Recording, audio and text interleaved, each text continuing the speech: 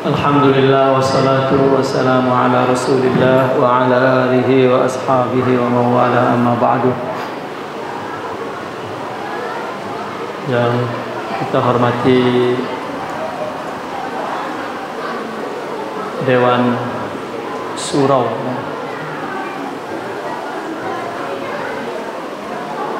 dan juga para alim, para kiai, para asatidz dan juga para ustazah yang dimuliakan Allah Subhanahu wa taala, bapak dan ibu-ibu. Alhamdulillah malam ini saya dipahami bahwa malam khatam kitab Al-Hikam, dan saya mendapat informasi juga bahwa tempat ini dulu permulaan membaca hikam dan dengan izin Allah tempat ini juga dikhatamkannya kitab Al-Hikam.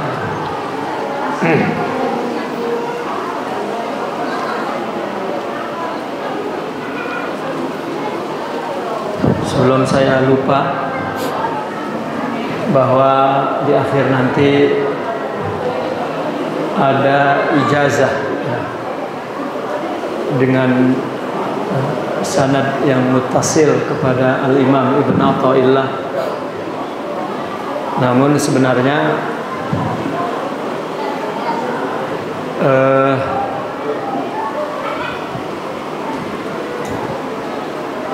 pembacaan yang saya baca sendiri hanya beberapa kali, dan mungkin yang ngaji pun hanya beberapa kali.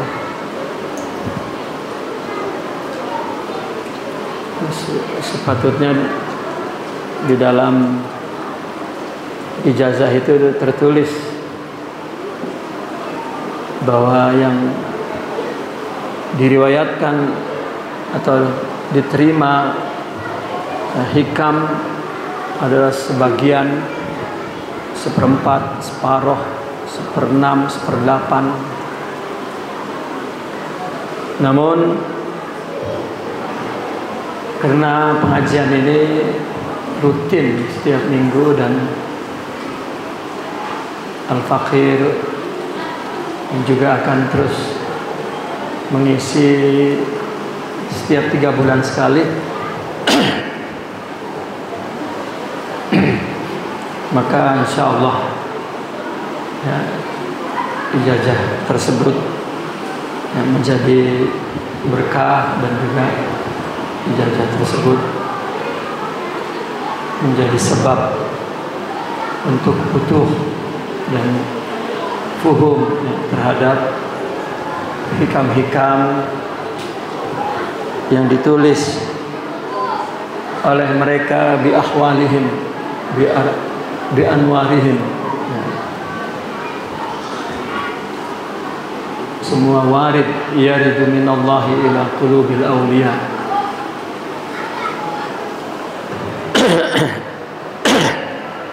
Dan insyaallah kita akan baca kitab bagian terakhir ini dan kemudian kita khatam,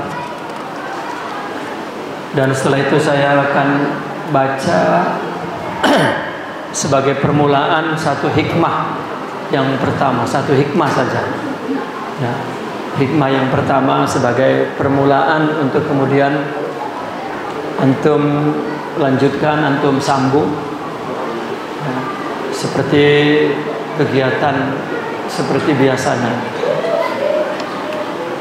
Namun kalau boleh ya, Ramadan jangan libur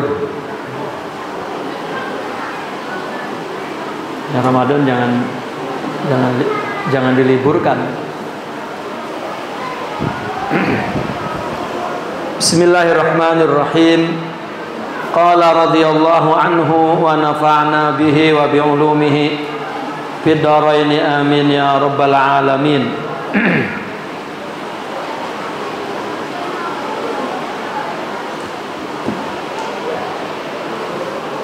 Al-khidlanu kullal khidlan an tatafarragha minasyawaghil thumma la tatawajjahu ilaihi wa taqillu awaiquka thumma la tarhal ilaihi.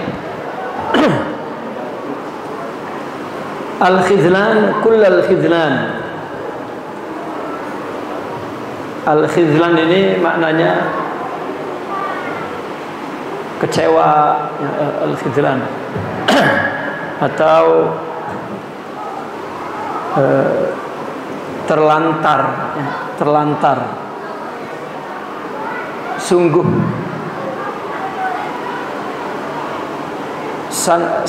sangat merana gitu, sungguh sangat kecewa, sungguh sangat terlantar.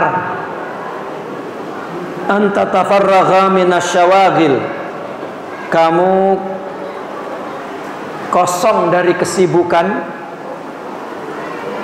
Artinya khidlan itu orang yang tidak mendapatkan taufik dan tidak mendapatkan ma'unah, pertolongan. Maka seluruh hidupnya, seluruh waktunya rugi. Maka itu adalah satu keterlantaran yang sangat buruk. Kamu kosong dari kesibukan dunia. Maksudnya kosong dari kesibukan dunia, dia memiliki kecukupan dunia sehingga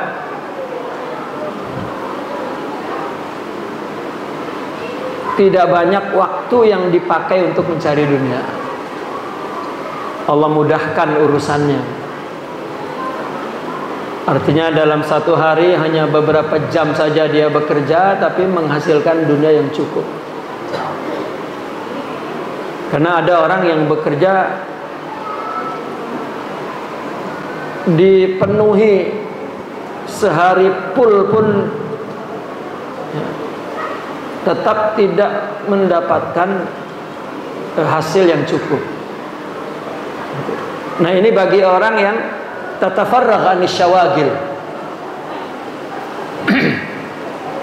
Nah, maka dia termasuk orang yang sangat kecewa, sangat merana, sangat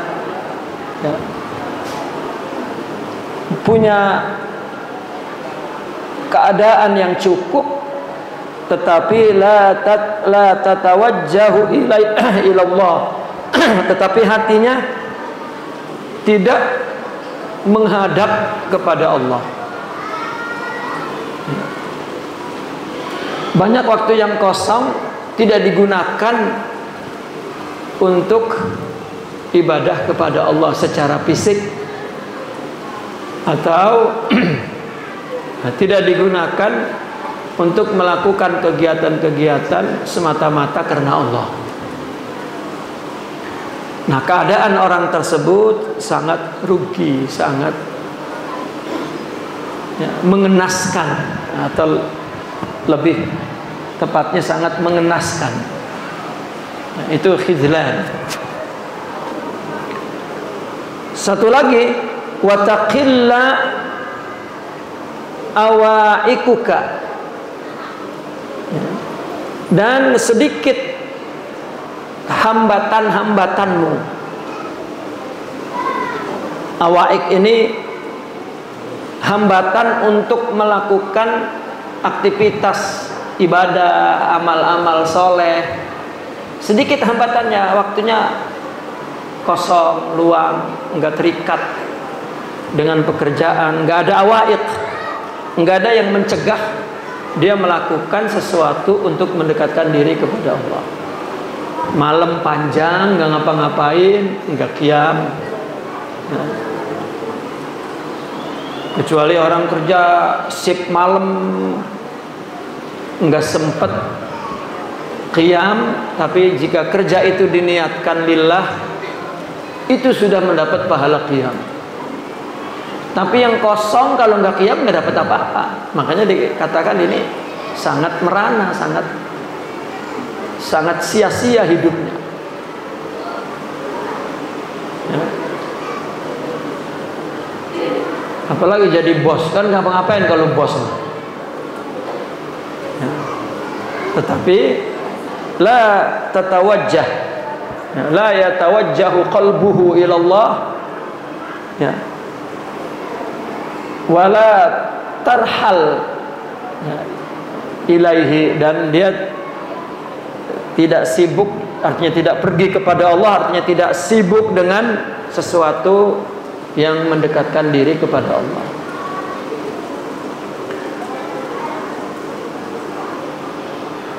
Ini juga mafhum mukhalafahnya, bahwa jika orang yang tidak cukup dengan dunia, satu hari-harinya itu memang digunakan penuh untuk mencari dunia dan tidak cukup. Kalau dia tidak meluangkan waktunya atau tidak, ya katakan tidak ada waktu luang untuk melakukan hal-hal yang bersifat amal soleh, maka itu ya, tidak dikatakan al-khidlan kullal khidlan. Ya, al-khidlan kullal khidlan ini taukid, sangat rugi, sangat ya, sengsara, sangat merana, sangat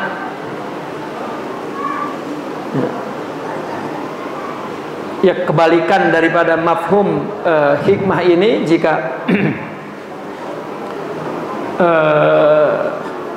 orang yang tidak mempunyai kecukupan dunia dan dia perlu terus bekerja, berusaha, lalu dia tidak sibuk dengan Allah dan tidak banyak dia bertawajuh kepada Allah, maka dia tidak terlalu dianggap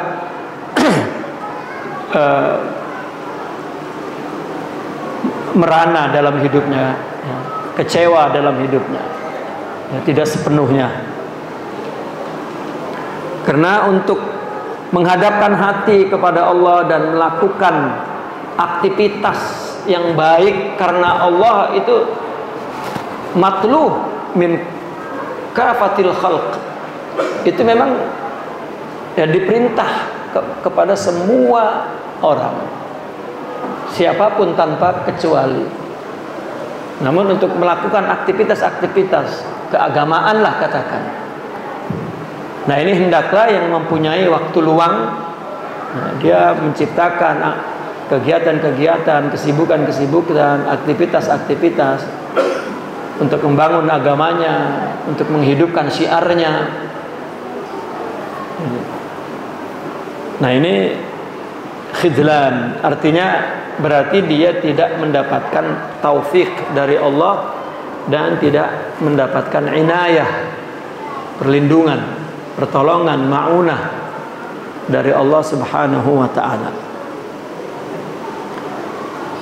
Ya, karena orang kondisinya apapun ya, tetap mesti ya, melakukan aktivitas ibadah. Sehingga ada perkataan ulama, siru ilallahi urujan wa makasir, berjalanlah menuju kepada Allah meskipun pincang ya. Urujan itu artinya kakinya pincang sebelah, makasir atau ya, kaki tangannya ya sudah ya, dia tidak punya kaki tangan, sudah masih tetap punya kewajiban untuk melakukan aktivitas keagamaan yang dilakukan karena Allah Subhanahu wa ta'ala ya. Karena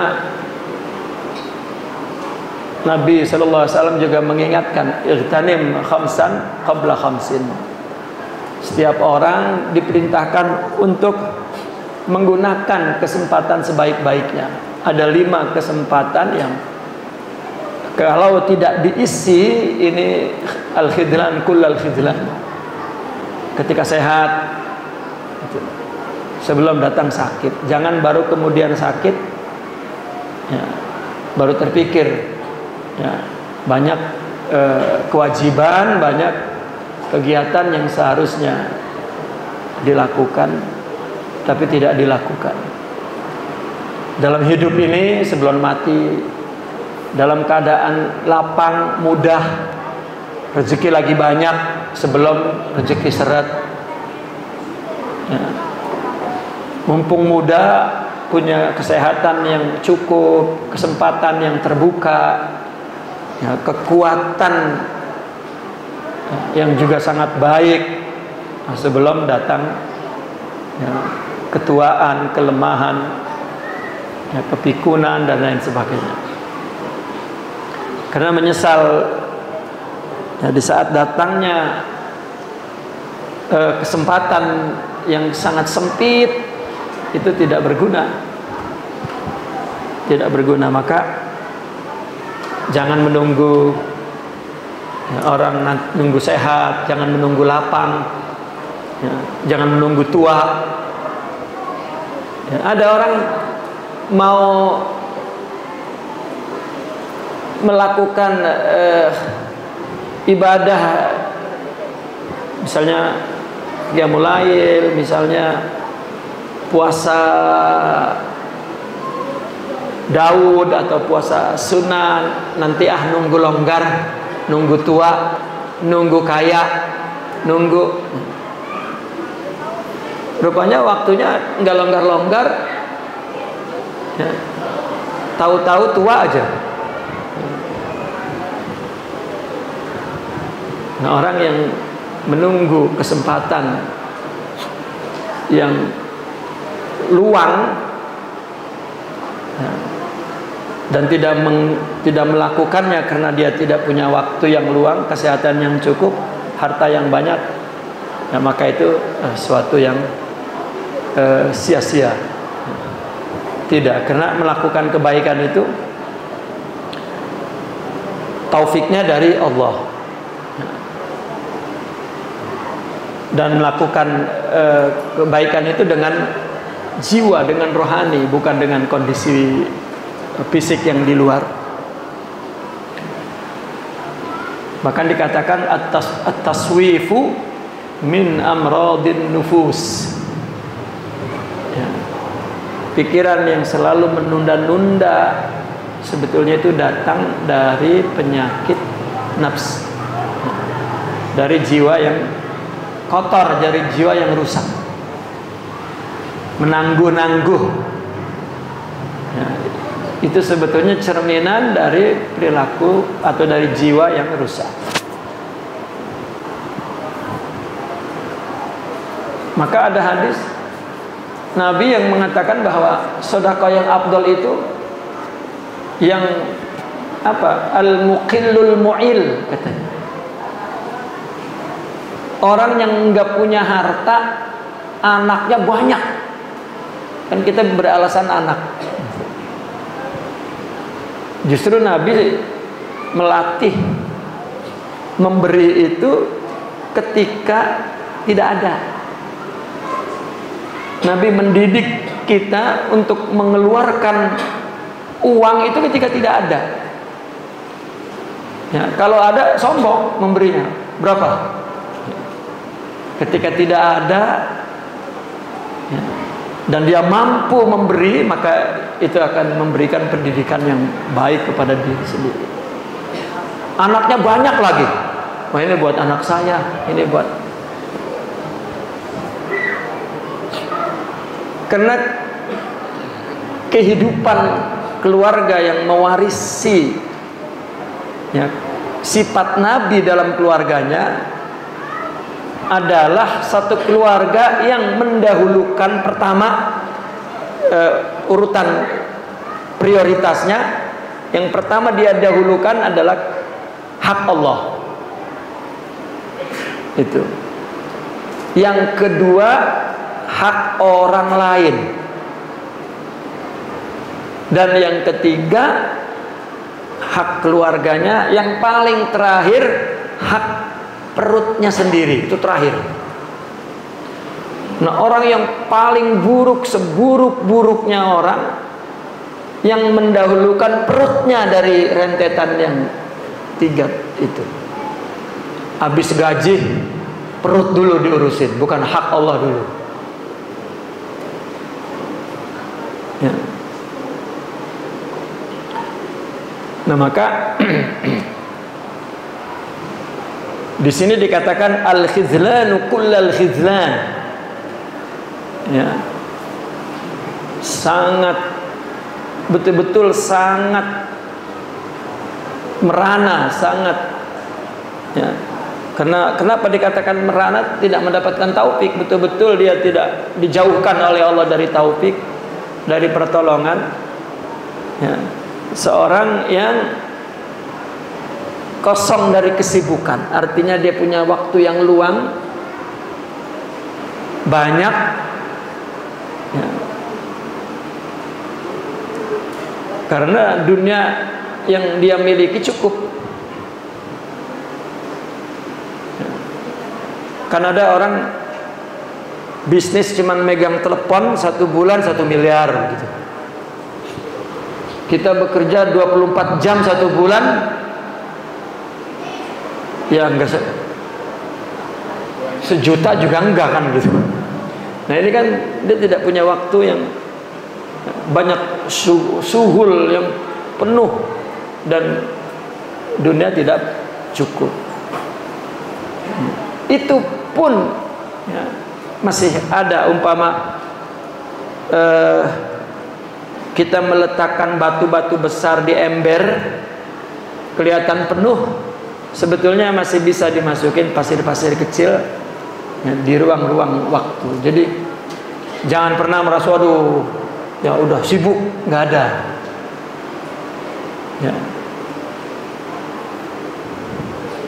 nggak ada. Karena sibuk itu dengan sesuatu yang kecil atau dengan sesuatu yang besar.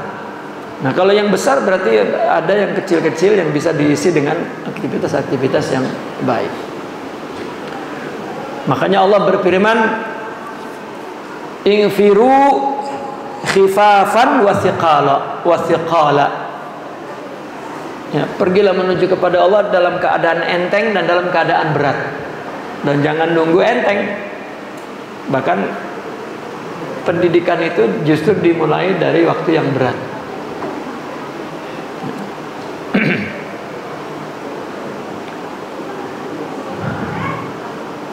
Wa qala radhiyallahu anhu, al-fikratu sayrul qalbi fi mayadinil aghyar.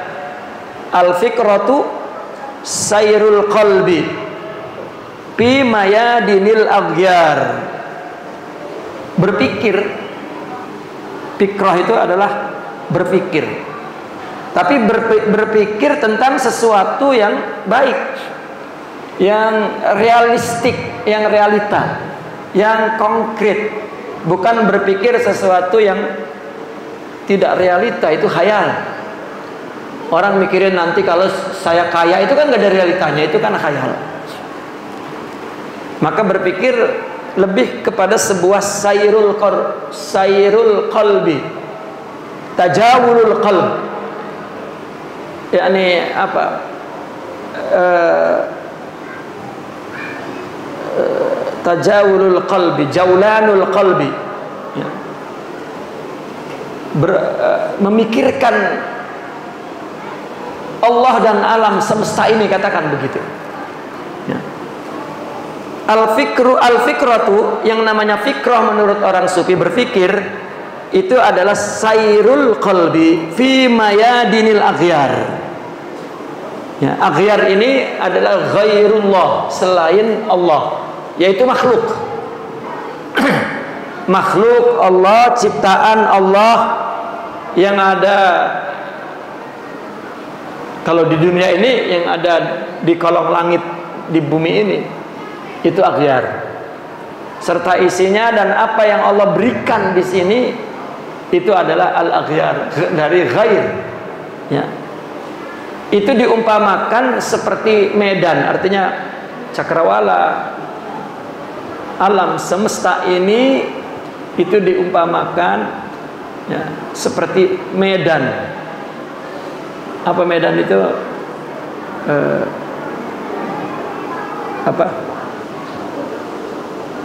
Dataran, lapangan. Medan kita juga sudah menyebutnya medan. Ya. Yani medanul i'tibar. Tempat kita mengambil pelajaran, maka kita pikirkan di situ. Nah, orang yang memikirkan tentang dunia misalnya, makhluk, ya.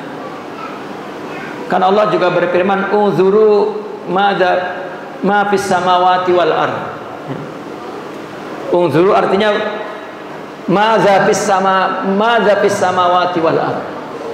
Suruh melihat apa yang ada di langit dan apa yang ada di bumi, itu adalah fikrah.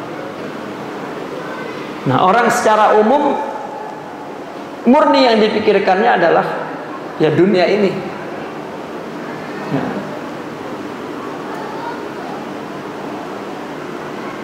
Yang dia pikirkan hanyalah bagaimana mencari makan dan sudah. Kalau sudah dapat, tidur, ya, menjengkang aja udah, nggak memikirkan hal-hal yang lain.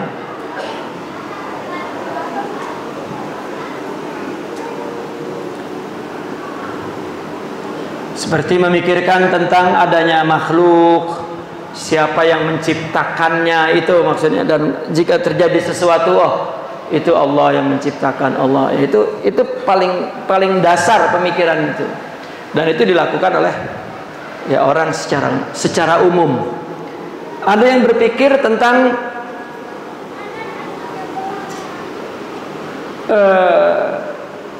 berusaha mencari dunia, tapi bagaimana agar ya, dunia itu tidak nyangkut di hatinya.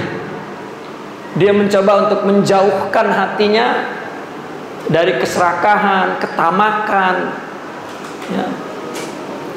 Maka itu cara berpikir orang-orang yang zuhud, ahli zuhud. Ada lagi yang ketiga, berpikir tentang bagaimana agar kita mempunyai banyak ibadah dan itu nanti surga, dan kita menghindari ya dari perbuatan yang buruk-buruk yang melanggar syariat, karena itu akan masuk neraka. Itu adalah fikrahnya seorang ahli ibadah. Ya. Namun yang terakhir adalah orang yang berpikir tentang Allah, tentang sifat-sifat Allah. Jika dia melihat apapun yang terjadi, kalau dia mendapat nikmat, maka dia berpikirnya kepada Mun'im, Al-Mun'im. Allah punya sifat ini, Allah, makanya Allah punya nama Al-Mun'im, pemberi nikmat. Ini nikmatnya. Ketika mendapat rezeki, dia malah lebih pikir Huwar Razzaq. Ya, lebih kepada melihat hakikat daripada apa yang dia saksikan. Hatta kalau ada orang melakukan sesuatu kejahatan kepada kita yang kita tidak dapat hindari, dia berpikir ya tentang perbuatan Allah, sifat Allah, nama Allah, Huwal Qahhar, sehingga dia tidak pernah melihat ya, makhluknya. Ini adalah berpikir orang-orang arifin, ya, sufiyin, gitu. Ya. Nah, kalau orang pikirannya bagaimana makan, bagaimana minum, ini nggak berpikir. Ya. Ya, itu bukan mikir. Ya. Maka definisi al-fikrah, berpikir, adalah sayrul qalbi. Ya, bagaimana hati tajawul. Apa tajawul? Jaulah. Apa jaulah itu? Mengembara, ya, pengembaraan hati. Itu maksudnya berpikir. Karena berpikir menurut orang sufi adalah tentang sesuatu yang hakiki, sesuatu yang reality, realita, ya. Bukan memikirkan tentang besok, tetapi memikirkan hari ini.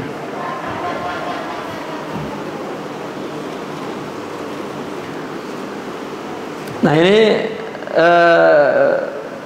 kita dapat melihat di manakah ketinggian makrifat kita, iman kita dapat dilihat kepada apa yang selalu kita pikirkan, sesuatu yang selalu menyibukkan hati kita. Ya. Wa qala radhiyallahu al-fikratu sirajul qalbi. Fikrah ini, berpikir ini adalah pelita hati. Diumpamakan seperti pelita. Karena pikiran itulah yang dapat memberikan ide-ide, ya, pencerahan-pencerahan. Fa idza zahabat fala idha'ata lahu. Jika hilang berpikir, maka tidak ada idha'ata lahu, tidak ada sinar untuknya. Karena dengan berpikir mesti orang melihat, orang berpikir apapun itu akan membawa kepada Allah, kepada penciptanya. Ya. Sehingga orang mula-mula menjadikan alam ini dalil bukti adanya Allah, sehingga akhirnya dia mengatakan bahwa Allah, ya, menjadi bukti dalil adanya makhluk. Ketika melihat satu kejadian makhluk, terus dia, oh Allah. Nah ini yang fikrah, yang, ya, imannya sudah tinggi, tauhidnya sudah, ya, kuat.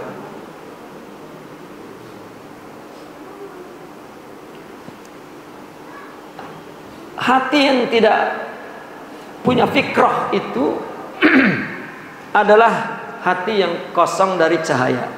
Maka dikatakan al-fikratu sirajul qalbi, yakni berpikir itu diumpamakan pelita yang menerangi hati. Al-fikratu sirajul qalbi, ya, al-fikratu, ya, yunawwiru al-qalba atau yudiul qalba. Al-fikratu tudiul qalba. Maksudnya begitu, karena siraj itu, ya, dan itu dapat kita lihat siaknya, fa idza zahabat fala idha'ata lahu. Maka berarti al-fikratu tudiu. Ya. Karena fikrah ini sumber yang menyinarinya, maka diumpamakan seperti siraj, lampu. Maka kita mesti terus masukin data agar tumbuh fikrah. Ya, tumbuh untuk berpikir, karena itu cahaya.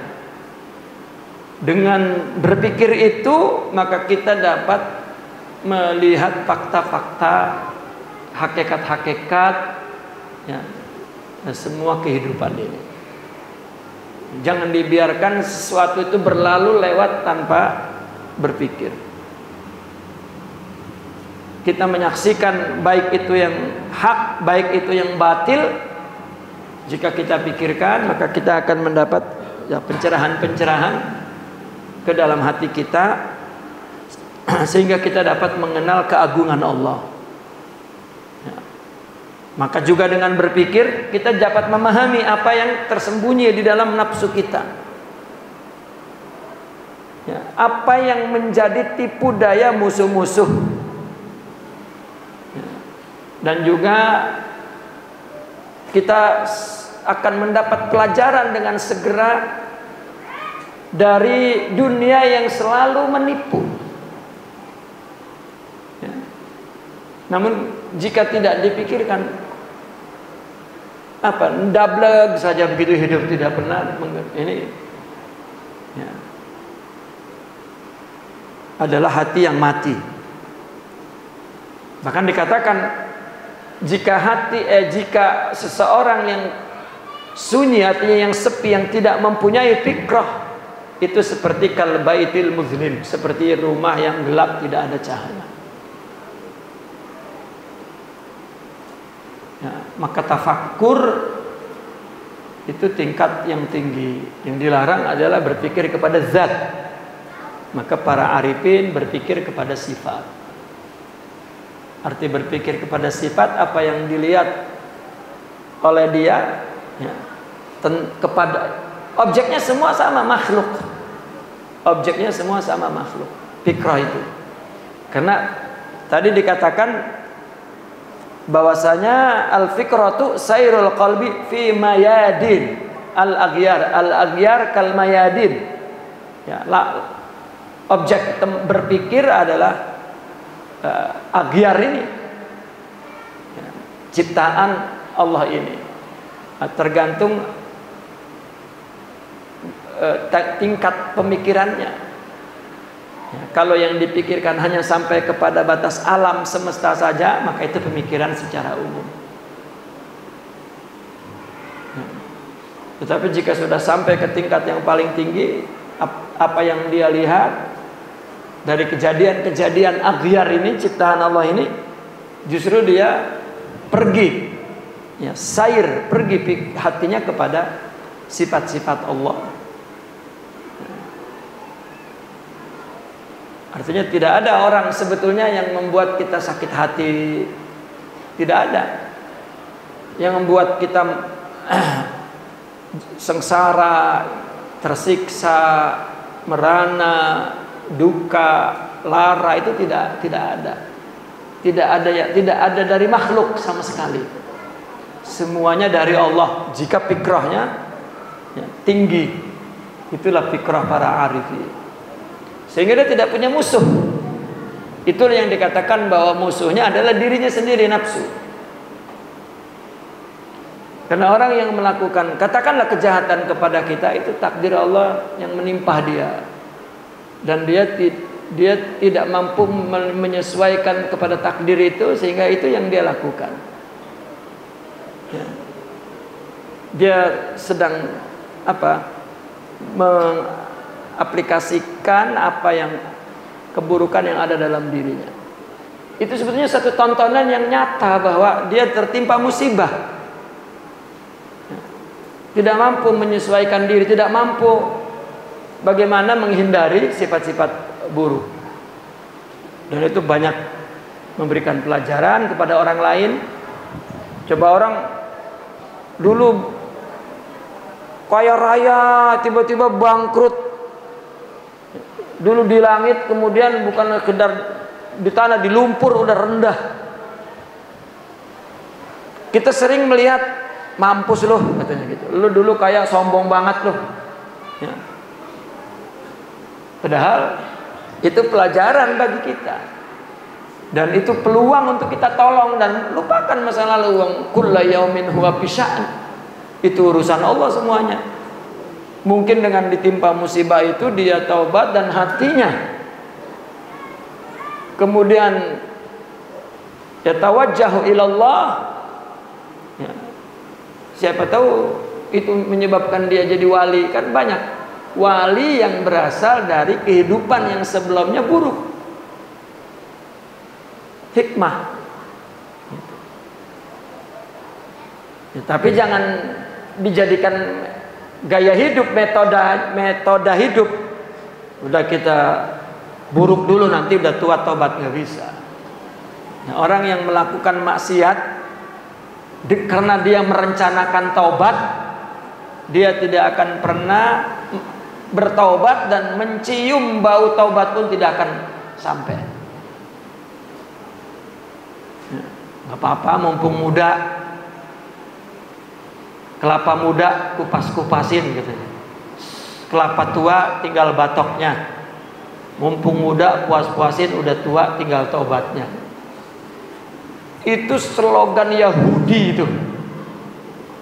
Ya. Tidak.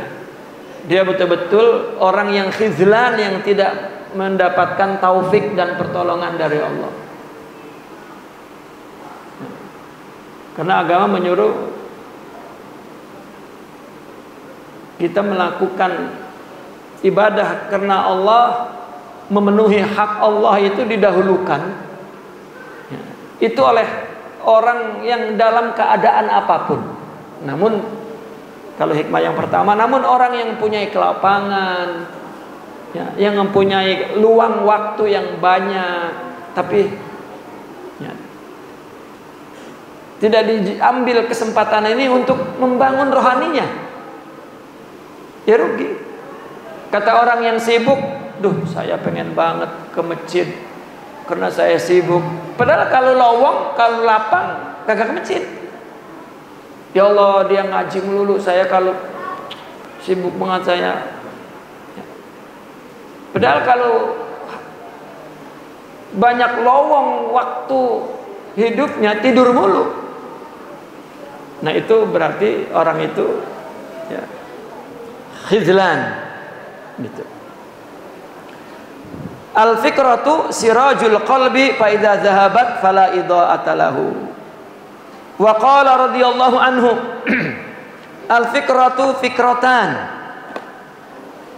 Berpikir itu ada dua macam, fikratu tasdiqin wa imanin. Yang pertama adalah fikrah tasdik, artinya berpikir yang sumbernya adalah dari keyakinan, dari tasdik, dari kepercayaan hati.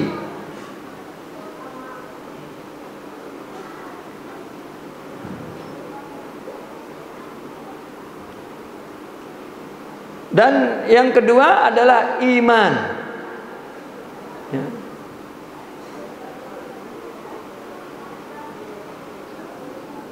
Wa fikratu syuhudin wa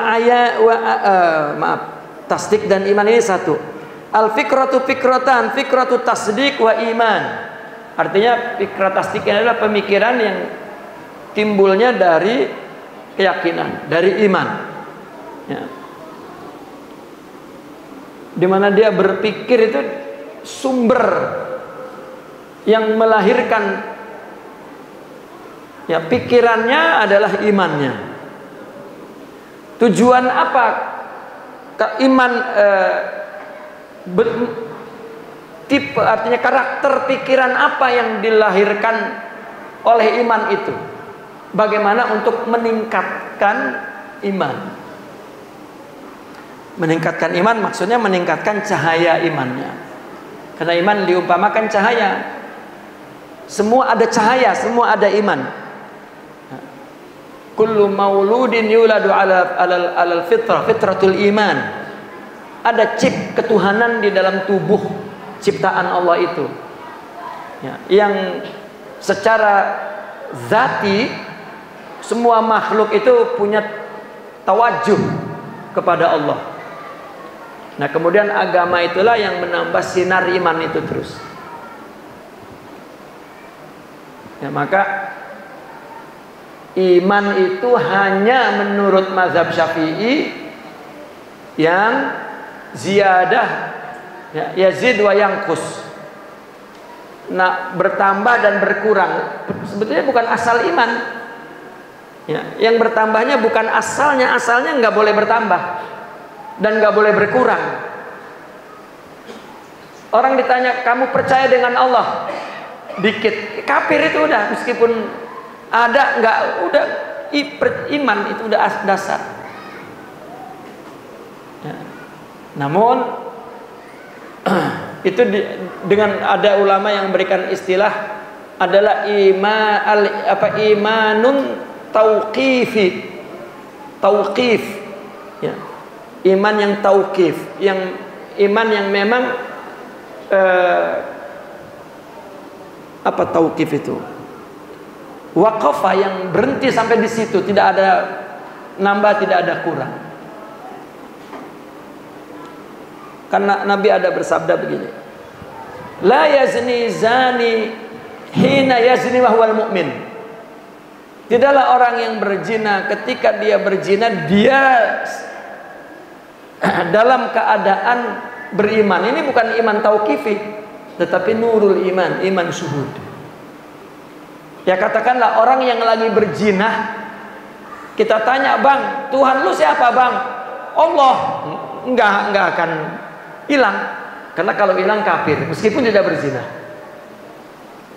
Gitu. Namun yang dikatakan dalam hadis, tidaklah orang yang berzina ketika berzina dia dalam keadaan seorang mukmin, adalah al-imanu syuhud, cahaya ya imannya. Ya. Maka 4 mazhab yang lain mengatakan bahwa iman itu sudah tauqifi, ya.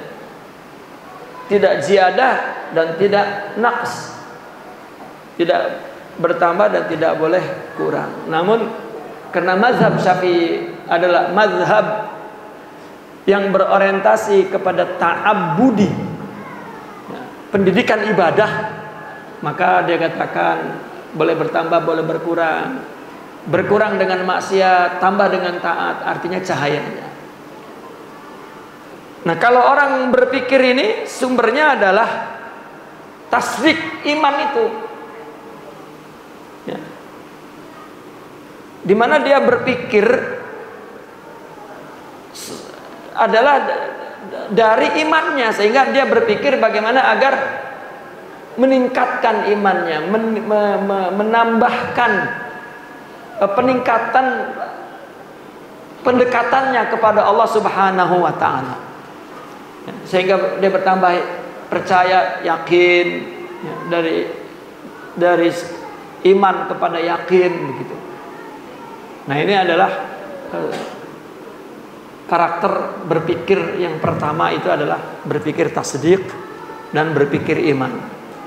Kalau dalam tasawuf disebut fikratut taraqqi, bagaimana berpikir agar kita meningkatkan iman kita, ya. Seperti tubuh bagaimana meningkatkan imun, kalau rohani meningkatkan iman. Ini kita sibuk meningkatkan imun mulu, ya, mau akan mulu itu, ya, tidak berpikir bagaimana meningkatkan iman. Ini adalah kelasnya kelas salikin, seorang yang apabila menyadari hidup ini untuk ibadah, ya, dan dia mengimani Allah yang menciptakan hidup ini, ya, menciptakan Al-Quran, agama, akhirat, dan dia menyadari bahwa melakukannya karena Allah, dan dia mulai melakukan hidup ini karena Allah, maka disebut salikin. Nah, maka akan timbul fikroh dari imannya untuk bagaimana tarakki, ya. Karena manistawa yaumuhu bahwa makbun, orang yang kemarin sama sekarang sama baik, nggak ada menambah apa-apa, ya, itu sungguh rugi. Itu sama lah, kalau hari ini nurun dari yang lain, ya, bukan rugi lagi namanya, sudah bangkrut, ya. Maka disebut dalam tasawuf itu tarakki, untuk menggambarkan bahwa seorang yang punya fikroh, yang punya jaulanul qalb, ya, yang disebut fikroh iman, fikroh tasdik, adalah seorang yang sudah menyadari bahwa dia mesti melakukan sesuatu karena Allah. Kalau belum, maka semua apa yang dia sebut fikroh itu sebetulnya takhayul, ya, atau ghaflah. Ya. Yang kedua, fikratu syuhudin wa ayanin atau wa'yanin. Yang kedua adalah berpikir syuhud dan berpikir ayan. Nah, ini fikrah yang ditumbuhkan dari syuhudnya, ditumbuhkan dari ayan. Syuhud ini boleh dikatakan nurul zikir, ya. Syuhudul qalbi, orang yang selalu ingat kepada Allah, itu syuhud. Ketika ini kita artikan syuhud, arti itu ketika ada kalimat pilihan lainnya adalah iyan. Karena iyan juga jenis syuhud. Iyan itu adalah melihat objek nyata di depannya oleh matanya dan dia menyaksikannya itu Allah. Itu namanya syuhud iyani. Ya.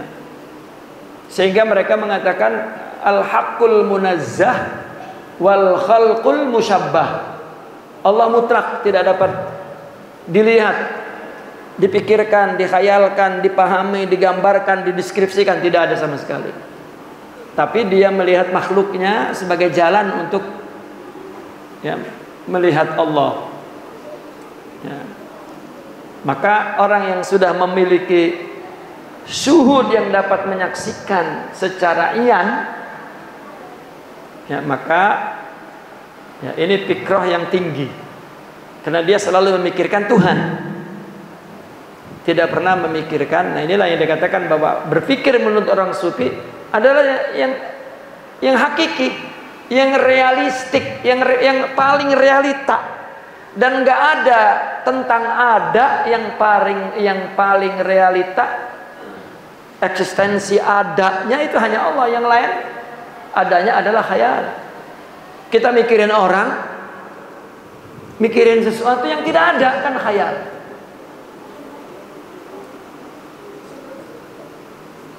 Iya.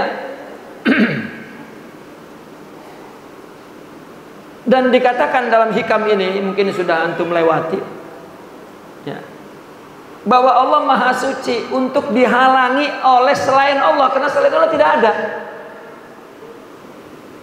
Ya. Tidak ada bini menghalangi kita, anak menghalangi kita, secara hakiki tidak ada. Bagi orang yang berpikirannya tingkat tinggi, nggak ada yang menghalangi. Yang menghalangi adalah ya, kita tidak mendapatkan nur dari Allah, sehingga ya, kita tidak dapat menyaksikan, melihat Allah. Itu yang disebut mahjub.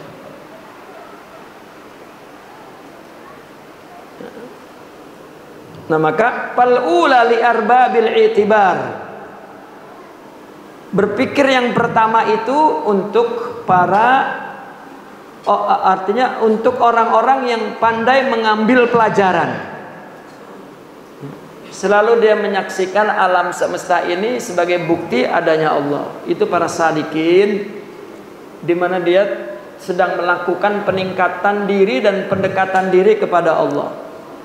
Itulah yang dikatakan fikrahnya tumbuh dari tasdik dan dari iman. Adapun yang kedua, li arbabis suhud wal istibsar, itu untuk orang-orang ahli suhud yang menjadikan Allah sebagai dalil alam semesta ini. Mereka adalah orang-orang yang selalu dikehendaki oleh Allah untuk dekat kepadanya, dan pikirannya bersumber dari suhudnya itu.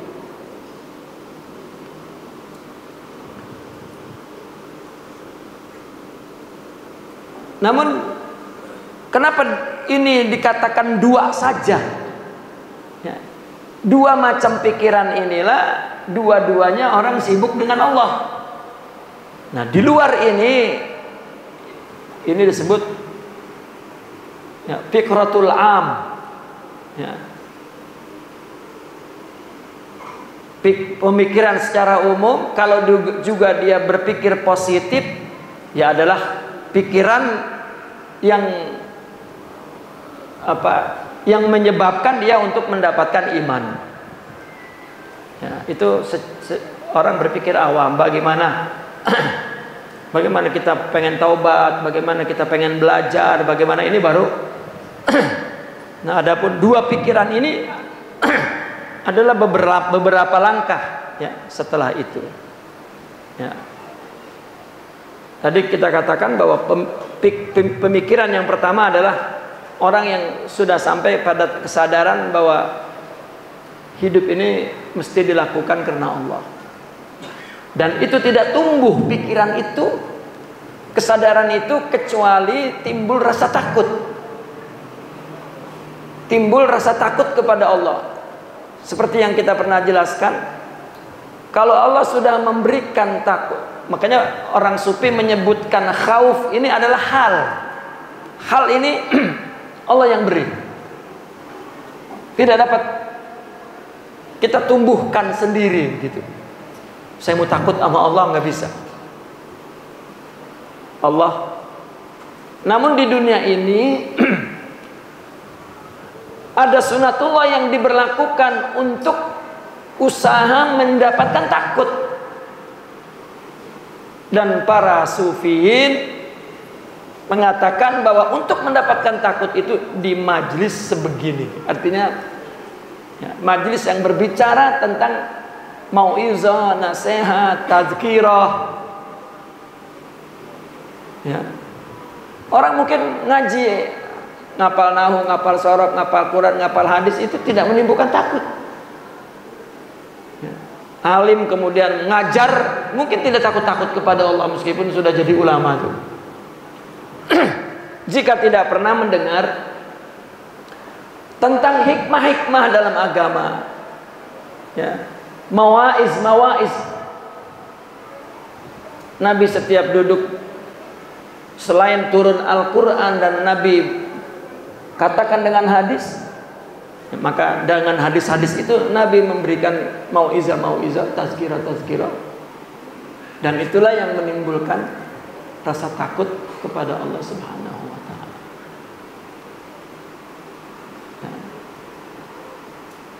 Dan kalau kita lihat realita itu majlis itu dimiliki, memang diprogramkan katakan oleh orang-orang sufi. Orang sufi punya dua majlis, majlis zikir dan majlis mauizah itu. Terkadang dia gabungkan dua-duanya. Ya, dalam istilah mereka majlisul ijtima'. Majlis ijtima' itu adalah majlis yang di dalamnya ada majlis selawat, ada majlis qasidah, ada majlis zikir, ada majlis ilmu, mau'izah. Itu majlisul ijtima' yang memberikan manfaatnya sangat besar jika dia datang untuk menadah hatinya dengan terbuka karena Allah, maka dia akan mendapatkan nafahat, asrar, anwar, mafahim, ulum dari Allah. Ya. Maka jika tidak, maka orang mendapatkan ilmu secara nas, lalu dia beramal agama hanya zahir saja. Fal ilmu la yaj'alut taqwa, dan ilmu tidak akan menjadikan takwa. Namun takwa diciptakan oleh ilmu yang diamalkan karena Allah, baru tumbuh rasa takwa. Naqif huna walhamdulillah. Al-Fatihah.